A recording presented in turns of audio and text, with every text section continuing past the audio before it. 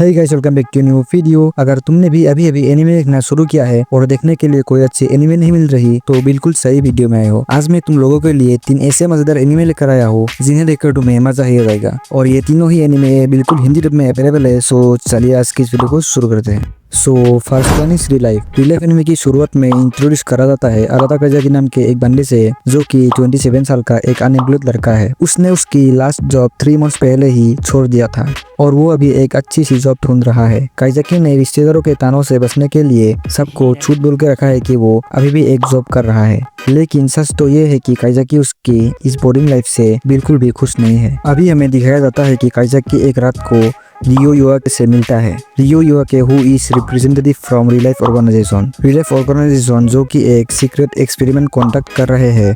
इस एक्सपेरिमेंट में काज़ाकी को एक ऐसा पिल खाना होगा जिसे खाने के बाद काज़ाकी फिजिकली 17 साल का हो जाएगा और उसे फिर से 1 साल हाई स्कूल स्टूडेंट बन के जीना होगा। अगर वो ये ऑफर एक्सेप्ट कर लेता है तो ये ऑर्गेनाइजेशन काज़ाकी को फाइनेंशियली सपोर्ट करेगी और उसके लिए एक अच्छी सी जॉब ढूंढ कर देगी। नेक्स्ट डे काज़ाकी की नींद खुलती है और उसे महसूस होता है कि वो अभी एक 17 साल का लड़का है।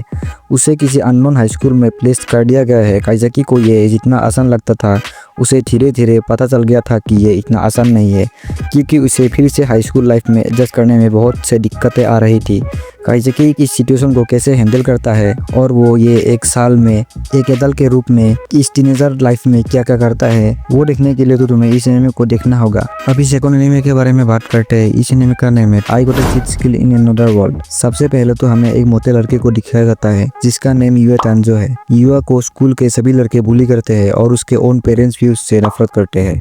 इसीलिए युआ के पेरेंट्स उसे अकेला छोड़कर चले गए, क्योंकि युआ के दादाजी ने मतलब ग्रैंडफादर ने सारी प्रॉपर्टी की ओनरशिप युआ के नाम कर रखी थी। एक दिन युआ स्कूल में बहुत ज्यादा बुली होने के बाद घर आकर गुस्से में बाथरूम के आईने पर पंच कर देता है। तभी उसे एक सीक्रेट डोर दिखाई देता है। उसे खोलने के बाद वो किसी और ही दुनिया में पहुंच जाता है, जैसे कि कोई कहानियों की दुनिया हो। उसके सामने सारे इंस्ट्रक्शन स्क्रीन में आ रहे थे। यहाँ पर एक छोटा सा घर भी था जो कि उसके रियल वर्ल्ड वाले घर से कनेक्ट होता है। इस छोटे से घर के दीवार के बाहर जाने पर बहुत सारे खतरनाक मॉन्स्टर्स मिलते हैं। उनको मारने पर युआ को न्यू मैजिकल आइटम्स मिलते हैं और उनके साथ ही रियल वर्ल्ड में जीने के लिए पैसे भी मिलते हैं। इसके बाद युआ क्या क्या करता है उसे देखने के लिए तो आप लोगों को ये एनिमे देखना होगा।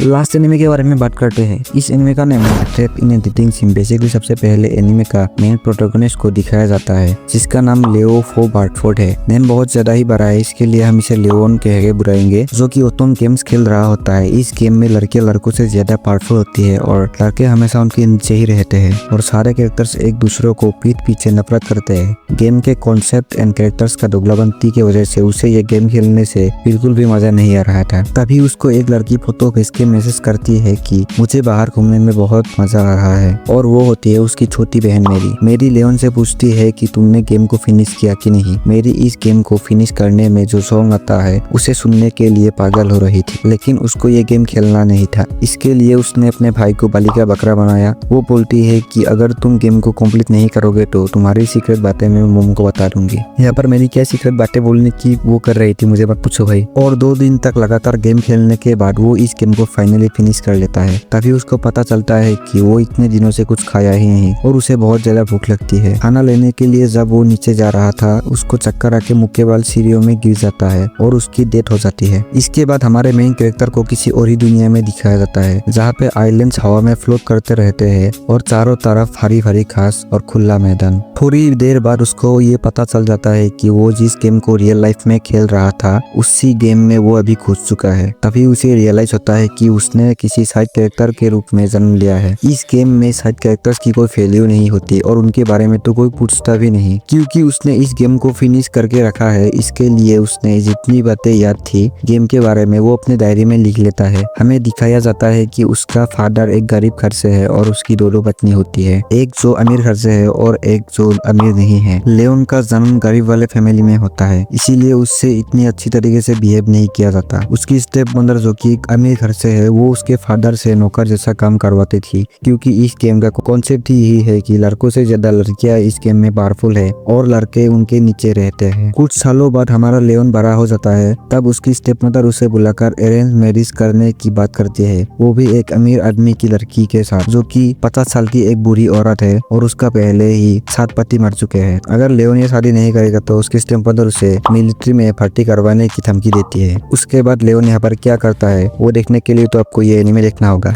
और अगर एनीमे फ्री में देखना चाहते हो तो मेरे चैनल के फर्स्ट वीडियो को विजिट करो, जाके देखो।